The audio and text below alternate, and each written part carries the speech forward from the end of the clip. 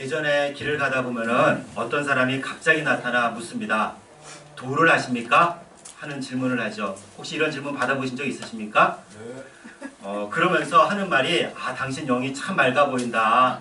그런데 일이 잘 안 풀리지 않느냐 라고 하면서 이야기를 하죠.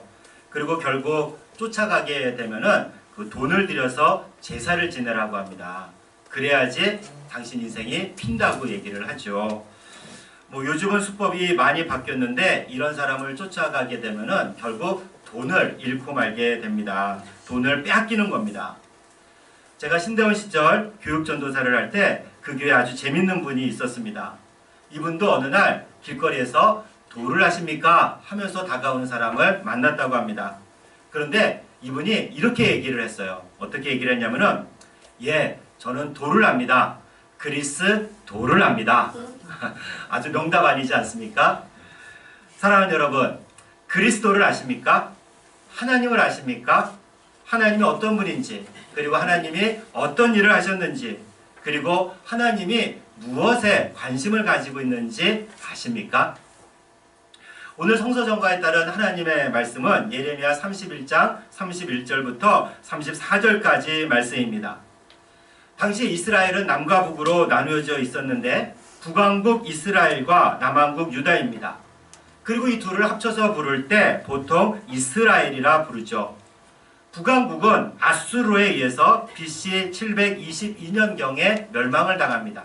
그리고 남왕국 유다는 BC 587년경에 바벨론에 의해 멸망을 당하죠. 예언자 예레미야는 바로 이때 예루살렘에서 활동했습니다. 그리고 유다가 멸망할 것과 그리고 바벨론 포로로 끌려갈 것과 그렇지만 때가 되면 고향으로 다시 돌아올 거라는 하나님의 약속의 말씀을 전했습니다. 예레미야는 조국이 멸망하는 것을 예언해야만 했고 또 그 멸망을 지켜보았습니다. 그러면서 그는 많은 눈물을 흘렸죠. 그래서 그를 눈물의 예언자다라는 별명이 있을 정도였습니다. 핍박도 많이 받았습니다. 오늘 본문은 이스라엘 민족이 포로로 끌려가지만 결국 때가 되면 그 날이 오면 돌아오리라는 하나님이 주시는 약속의 말씀입니다. 그때 하나님은 이스라엘과 새 언약을 맺을 것이고 그때 이스라엘은 모든 이가 하나님을 알게 될 것이고 죄 용서를 받게 되는 새 언약의 공동체가 됩니다. 그럼 이렇게 새 언약이라고 하니까 그 전에 옛 언약도 있었다는 말인데 왜 이 옛 언약이 없어지고 새 언약이 필요한 것일까요? 31절과 32절 말씀을 우리 함께 봉독하겠습니다. 31절과 32절 말씀입니다. 여호와의 말씀이니라. 보라, 날이 이르리니 내가 이스라엘 집과 유다 집에 새 언약을 맺으리라. 이 언약은 내가 그들의 조상들의 손을 잡고 애굽 땅에서 인도하여던 날에 맺은 것과 같지 아니할 것은 내가 그들의 남편이 되었어도 그들이 내 언약을 깨뜨렸음이라. 여호와의 말씀이니라. 아멘. 날이 이르면 새 언약을 맺겠다고 여호와 하나님이 말씀합니다. 여기서 날은 이스라엘이 포로에서 돌아오는 날이요 구원의 날입니다. 그때 새 언약을 맺겠다고 하십니다. 이 언약이라는 말은 우리가 일상생활에서 흔히 쓰는 단어는 아닙니다. 제가 젊었을 때, 죄송하지만 제가 20살 때 이 청년 때를 되돌아보면은 언약식을 하는 아이들이 있었습니다. 이 남자와 여자가 사귀다 어느 날 언약식을 합니다.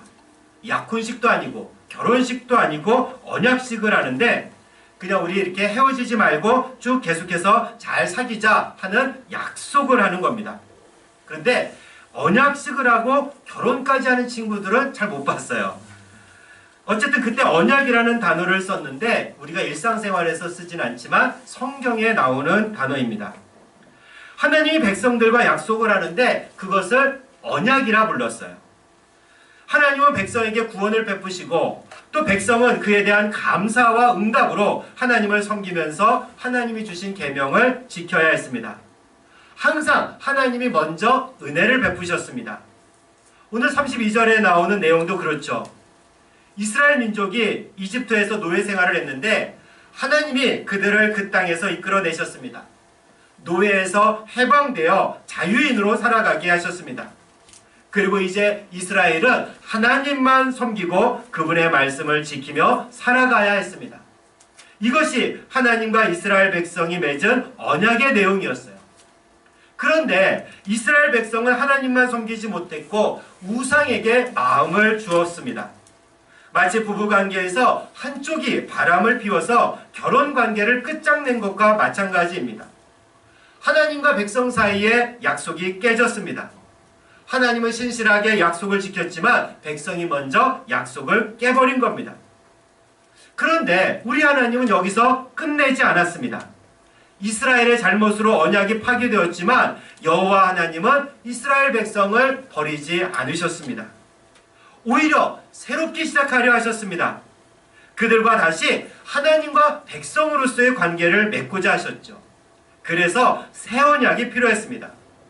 처음 언약은 이미 깨졌기 때문에 새롭게 언약을 맺어야 했습니다. 우리 33절 말씀을 함께 봉독하겠습니다. 33절 말씀입니다. 그러나 그날 후에 내가 이스라엘 집과 맺을 언약은 이러하니 곧 내가 나의 법을 그들의 속에 두며 그들의 마음에 기록하여 나는 그들의 하나님이 되고 그들은 내 백성이 될 것이라 여호와의 말씀이니라. 아멘. 하나님의 법, 즉 하나님의 말씀을 이스라엘 속에 두고 마음에 기록한다고 말씀합니다. 이는 하나님이 직접 그 마음에 들어가 계시겠다는 뜻이에요. 그렇게 해서 여호와는 이스라엘의 하나님이 되고 이스라엘은 하나님의 백성이 되는 그 관계를 새롭게 이어가게 됩니다. 하나님이 일방적으로 하신 약속입니다. 하나님이 주도권을 가졌지만 언약을 세우기 위해 먼저 백성에게 무엇인가를 요구하지도 않고 약속을 맺으셨어요. 그래서 우리는 이것을 은혜라고 합니다. 이런 은혜로 새 언약의 공동체가 탄생하게 됩니다. 그 공동체의 특징은 다음과 같습니다. 우리 34절 말씀 함께 봉독하겠습니다. 34절 말씀입니다. 그들이 다시는 각기 이웃과 형제를 가리켜 이르기를 너는 여호와를 알라 하지 아니하리니 이는 작은 자로부터 큰 자까지 다 나를 알기 때문이라. 내가 그들의 악행을 사하고 다시는 그 죄를 기억하지 아니하리라. 여호와의 말씀이니라. 아멘. 새 언약의 공동체에서는 다른 이웃에게 여호와를 알라 라고 말할 필요가 없습니다. 왜냐하면 이미 하나님에 대해서 잘 알기 때문이죠. 그러니까 새 언약에 따른 공동체는 하나님에 대해서 잘 알아야 합니다. 여기서 안다는 말은 그저 피상적으로 안다는 말이 아니에요. 이름 알고 직업 알고 가족관계를 조금 아는 정도가 아닙니다.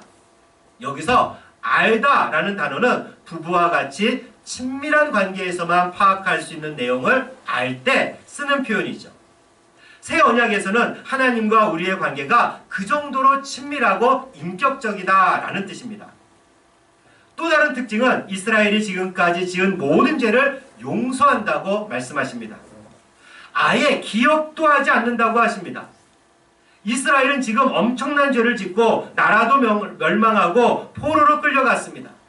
그런데 하나님은 그 모든 죄를 용서하고 기억에서 영구히 지워버리겠다고 말씀하세요. 그렇다면 이런 새 언약의 공동체는 언제 이루어집니까? 바로 예수님을 통해서 새 언약이 성취됩니다. 예수님이 새 언약이십니다. 예수님이 십자가에서 흘리신 피로 새로운 언약이 세워졌어요. 예수님 피로 모든 죄를 용서받았습니다. 그리고 예수님을 믿는 자들은 죄사함의 은혜를 받았죠. 그리고 예수님은 우리 마음에 들어와 계십니다. 예수님을 통해서 하나님을 알게 됩니다. 예수님을 의지하여 하나님이 계신 은혜의 보좌 앞에 나갈 수 있기 때문입니다. 무엇보다도 예수님이 바로 하나님이시기 때문에 예수님을 본 자는 하나님을 본 것과 같습니다. 이렇게 예수님을 믿고 예수님을 구세주로 예수님을 그리스도로 고백하는 자들이 교회입니다. 교회 공동체가 바로 새 언약의 공동체입니다. 그렇기에 교회 공동체는 무엇보다도 먼저 죄 용서에 대한 믿음을 가져야 됩니다. 새 언약이신 예수님이 십자가에서 우리 대신 죽으셨기 때문입니다. 그리고 교회 공동체는 하나님에 대해서 잘 알아야 돼요. 내가 기독교인이다 라고 말하면은 하나님에 대해서도 잘 알아야 됩니다. 믿지 않는 사람들이 기독교인에 대해서 아니 하나님을 그렇게 몰라? 하나님이 그렇게 가르쳤어? 하나님에 대해 공부 좀 해봐. 이런 소리 들으면 안 되는 거예요. 하나님에 대해서 잘 아는 기독교인이 되어야 합니다. 오늘날 우리 기독교인들은 자신이 죄를 용서받았다는 사실은 잘 알고 있어요. 그렇다면 하나님은 어떻습니까? 하나님을 잘 알고 있습니까? 우리 교회 공동체는 하나님을 잘 아는 공동체인가요? 여러분, 하나님은 어떤 분입니까? 물론 하나님은 무한하신 분이기 때문에 우리와 같이 유한한 인간은 다 알 수가 없습니다. 하나님의 크신 뜻을 다 알 수가 없어요. 참 정말 알 수 없는 것 중에 하나가 뭐냐면은 하나님께서는 파리와 모기도 만드셨다는 사실입니다. 저는 파리와 모기가 정말 싫어요. 이 귀찮고 또 더러운 것을 왜 만드셨을까? 그것도 인간과 멀리 떨어져 사는 것이 아니라 인간 가까이 살면서 인간을 괴롭히죠. 그렇지만 우리는 모르지만 저는 모르지만 이유가 있어서 만들지 않았겠습니까? 이 세상에 존재하는 것 중에서 이유가 없이 존재하는 것은 아무것도 없기 때문입니다. 우리가 아는 하나님에 대한 지식은 극히 일부분입니다. 정말 말 그대로 조족지열, 세 발의 피만큼도 모를 겁니다. 그러나 아주 적은 지식이지만 그래도 제대로 알아야 돼요. 저 역시 매주 설교를 준비하면서 매일 새벽 설교를 준비하면서 깜짝깜짝 놀랄 때가 많습니다. 아니 하나님이 이런 분이었구나 하면서 하나님을 새롭게 할 때가 많습니다. 아마도 죽을 때까지 계속될 겁니다. 그러면 하나님이 어떤 분입니까? 하나님에 대해서 우리가 무엇을 알고 있습니까? 무엇보다 먼저 하나님은 천지를 창조하신 분입니다. 당연히 우리 인간도 만드셨지요. 그러나 인간이 죄를 지어 타락해서 죽을 수밖에 없었는데 하나님은 독생자 예수님을 통해 인간을 구원하셨습니다. 그래서 하나님은 창조자이면서 구원자가 되시죠. 또 교회를 만드셨고 성령님을 통해서 믿음을 갖게 하시고 그리고 우리와 늘 함께 하시고 우리의 기도를 들으시고 기도에 응답해 주십니다. 정말 전지전능 무소불위하시죠. 우리가 여기까지는 그리스도인이라면 다 아시는 내용일 겁니다. 근데 때로는 우리가 하나님에 대해서 오해하고 잘못할 때도 많이 있어요. 하나님에 대한 잘못된 지식으로 하나님을 오해하게 되고 결국 잘못된 신앙을 가질 때도 있습니다. 그럼 우리는 하나님을 섬기고 하나님을 예배하는 것이 아니라 우상을 섬기는 꼴이 됩니다. 교회 안에 있으면서 우상을 섬길 수 있다는 뜻이에요. 무서운 말이죠. 30년, 40년을 믿어도 잘못 알고 잘못 믿고 있다면 얼마나 무서운 일입니까? 그렇기에 우리는 매일 말씀을 읽고 묵상하고 또 좋은 설교를 들으시면서 필요하다면 다른 책도 읽으시고 하나님을 알아가야 됩니다.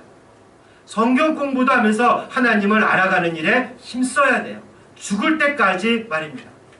그리고 아는 것뿐만이 아니라 그 말씀을 따라 실천하며 적용하며 살아가야 우리는 진짜 안다고 할 수가 있습니다. 오늘 본문에서도 하나님이 어떤 분인지를 알려주고 있어요. 우리가 앞에서 잠깐 언급했지만 이스라엘은 자신의 죄로 인해 언약을 깨뜨렸고 나라는 멸망하여 먼 이국으로 포로가 되어 끌려갔습니다. 그런데 하나님은 이렇게 범죄한 이스라엘을 포기하지 않으셨어요. 관계를 완전히 끊지 않으셨습니다. 우리를 포기하지 않는 하나님이십니다. 오히려 바벨론이라는 먼 나라에서 포로가 되어 탄식하는 신음소리를 들으셨어요. 백성이 부르짖는 고통에 귀를 기울이셨는데 하나님은 이렇게 우리 고통에 귀를 기울이시는 분입니다. 하나님은 무엇에 관심을 갖고 있는지 너무나 명확해요. 하나님은 고통의 소리, 아픔의 소리, 상처받은 소리를 들으십니다. 구약에서 하나님은 고아와 과부와 나그네를 돌보라고 늘 말씀하셨어요. 이들은 누군가 돕지 않으면 살 수 없는 그렇게 힘든 삶을 살아가던 존재들입니다. 경제적으로 그리고 사회적으로 약자였습니다. 하나님은 이들의 고통을 돌보라고 하셨죠. 또 이집트에서 노예로 살면서 고된 노동으로 부르짖으며 탄식하실 때 하나님이 그 고통의 소리를 들으셨어요. 그러면서 하나님은 그들을 돌보시고 이집트에서 이스라엘을 이끌어내셨습니다. 신약에서는 또 어떻습니까? 예수님은 항상 가난하고 병들고 귀신 들린 사람에게 가셨습니다. 그들을 먹이시고 치유하셨습니다. 상처받은 사람을 회복시켜 주셨습니다. 건강한 사람에게 의사가 필요 없고 병든 자에게 의사가 필요하다고 하시면서 의인이 아니라 죄인을 찾아가 함께 먹고 마시며 어울리셨죠. 그러면서 예수님은 가난하고 또 슬퍼하고 갇힌 자에게 해방을 선포하셨습니다. 제자들에게도 이렇게 살라고 말씀하셨어요. 그리고 이것이 예수님이 이 땅에 오신 이유였습니다. 우리는 하나님에 대해서 다 알 수는 없습니다. 그러나 하나님이 무엇에 또는 어떤 사람에게 관심이 있는지는 너무나 명확합니다. 고통 가운데 있는 사람, 아파하고 슬퍼하고 가난한 사람, 그런 사람에게 하나님은 눈을 피하거나 마음을 거둔 적이 없습니다. 그들의 소리에 항상 귀를 기울이셨어요. 그리고 그 소리에 응답하시는 하나님이셨습니다. 오늘날 교회가 바로 새언약의 공동체입니다. 예수님을 통해 죄를 용서받은 사람들이 모여있는 곳이죠. 그렇다면 하나님도 잘 알고 있는 공동체입니까? 특히 하나님이 무엇에 관심이 있는지, 어떤 사람에게 관심이 있는지 잘 알고 있습니까? 저도 나름대로 이 사회에서 아픔과 고통에 처한 사람들에 대해서 설교를 하려고 노력을 합니다.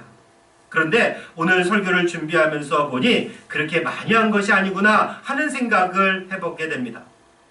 하나님이 그렇게 많은 관심이 있는데 그에 비례해서 나는 무관심한 것은 아닌가 하는 회개를 하게 됩니다.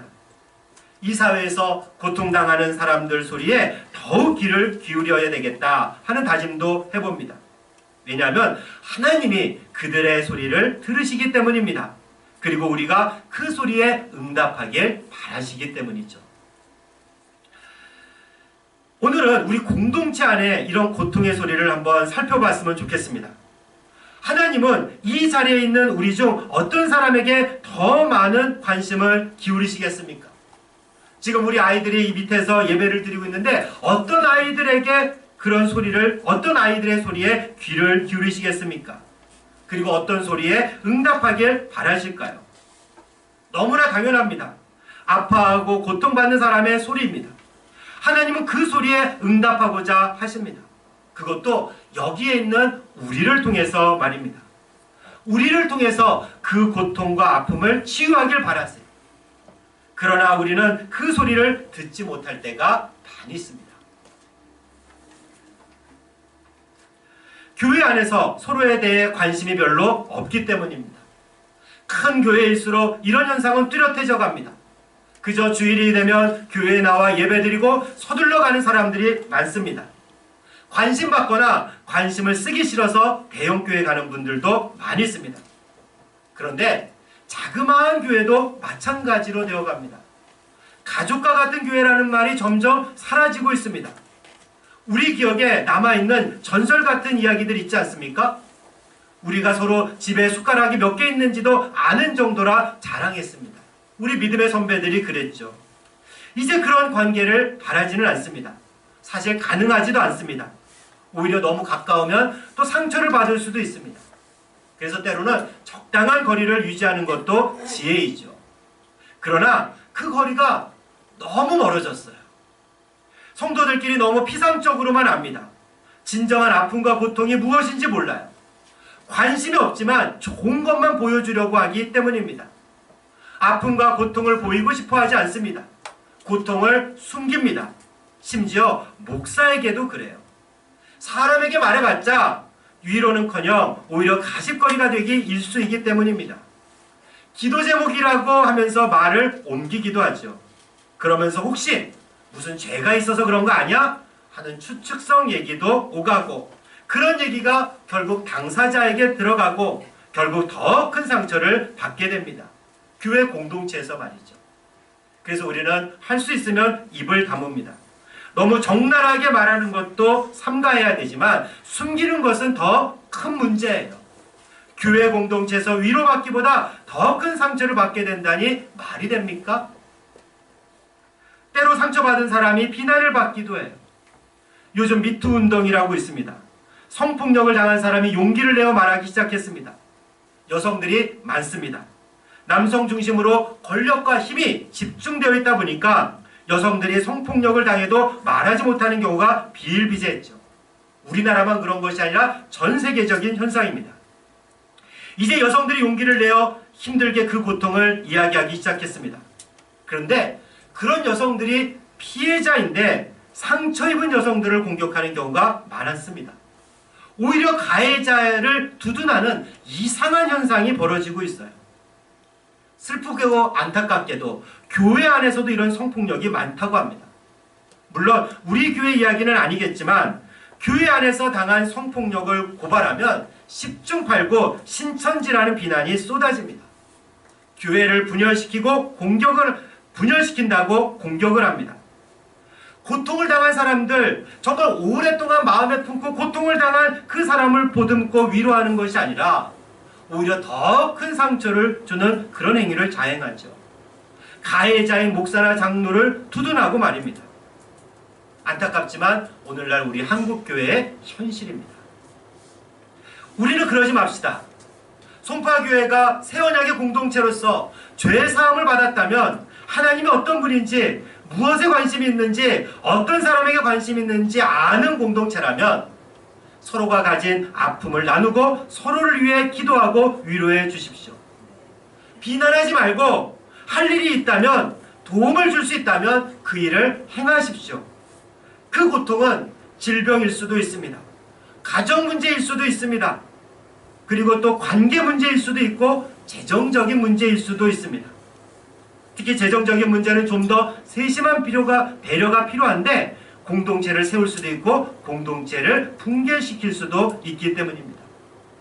그래서 이에 대해서는 오늘 오후 예배 시간에 좀 더 이야기를 나누도록 하겠습니다. 또 어른뿐만 그런 것이 아닙니다. 아이들, 청소년들에게도 이런 아픔과 고통이 있어요. 우리 아이들 지금 우리 교회에 나온 아이들 있지 않습니까? 부모가 교회 다니지 않고 나오는 아이들이 있습니다. 거칠고 그 안에 무척 화도 많이 있어요. 그 아이들의 고통 소리에 우리가 귀를 기울여야 돼요. 그 아이들을 우리에게 보내주신 이유가 바로 그것이기 때문입니다.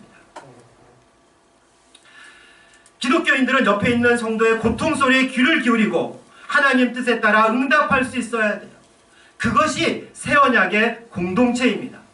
예수님의 십자가 위에 세워진 공동체입니다. 그게 교회 아니겠습니까? 사랑하는 자매 형제 여러분, 하나님을 아십니까? 하나님이 무엇에 또는 어떤 사람에게 관심이 있는지 아십니까? 하나님이 어떤 소리에 귀를 기울이고 응답하시는지 아십니까? 성도들이 가진 고통을 서로 돌보고 그 세상에서 부르짖는 고통의 소리를 외면하지 마십시오. 하나님의 마음과 하나님의 관심이 거기에 있기 때문입니다. 하나님의 관심사를 잘 알고 그에 적극적으로 응답하는 여러분과 제가 되기를 주님의 이름으로 축원합니다.